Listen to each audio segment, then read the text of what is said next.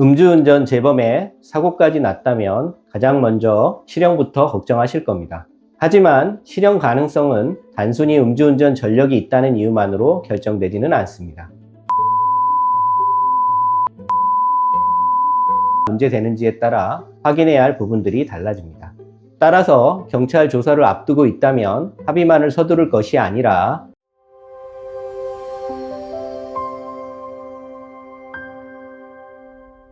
안녕하세요. 법무법인 서율의 형사전문 이우송 변호사입니다.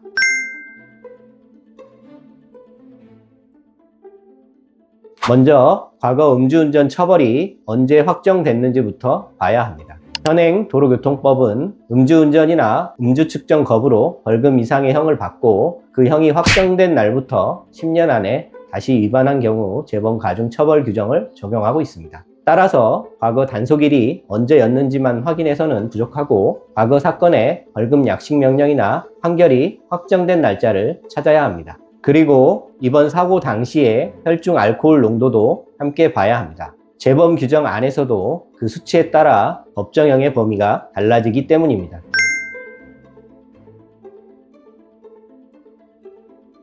재범 여부가 정리되면 그 다음은 이번 사고로 어떤 혐의가 추가될 수 있는지를 봐야 합니다. 사람이 다친 사고라면 음주운전죄와 별도로 교통사고로 인한 치상 책임이 문제되기 때문입니다. 여기서 중요한 것이 바로 위험운전 치상죄의 적용 여부입니다. 위험운전 치상은 술을 마신 상태에서 사고가 났다는 이유만으로 곧바로 성립하는 죄가 아닙니다.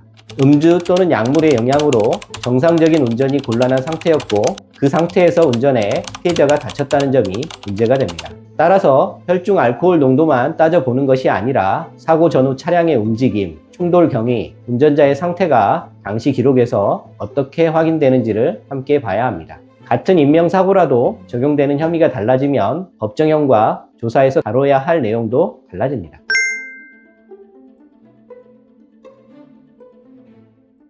가장 긍정적인 상황은 사고 현장에서 즉시 정차하여 피해자를 구호하고 인적사항을 제공했어야 합니다. 이미 현장 조치가 끝났다면 다음은 유리한 진술을 준비하는 것이 아니라 당시의 자료가 사라지지 않도록 확보할 차례입니다. 블랙박스 원본과 현장 영상, 사진 등을 확보하고 마지막으로 술을 마신 시점부터 운전, 사고, 측정까지 이어지는 시간을 순서대로 정리해 볼 필요가 있습니다. 나아가 피해자가 입은 피해 정도와 보험 처리, 피해 회복을 위한 연락 경과를 사실대로 정리해야 합니다. 기억이 분명하지 않은 부분을 추측해서 채우거나 기존 자료를 삭제하고 수정해서는 안 됩니다. 또한 피해자의 의사와 상태를 고려하지 않고 합의를 요구하며 반복해서 연락하는 것도 피해야 합니다. 사실관계 정리와 피해 회복은 모두 필요하지만 서로 다른 절차이므로 순서를 나누어 차근차근 접근해야 놓치는 부분 없이 대응할 수 있습니다. 음주운전 재범 사고는 과거 전력 하나만으로 실형 여부를 단정하기 어렵습니다. 과거 형의 확정일과 이번 음주 수치, 사고로 적용될 혐의, 당시 상황을 보여주는 자료가 함께 검토되어야 하기 때문입니다. 특히 지금 경찰 조사를 앞두고 있다면 무엇을 인정하고 어떤 부분은 자료를 확인한 뒤 설명해야 하는지를 먼저 구분할 필요가 있습니다. 무엇보다 조사 전에 전문 변호사와의 상담을 통해 적용 혐의와 진술 방향을 구체적으로 확인해 보시는 것을 권해드립니다. 감사합니다. 이우송 변호사였습니다.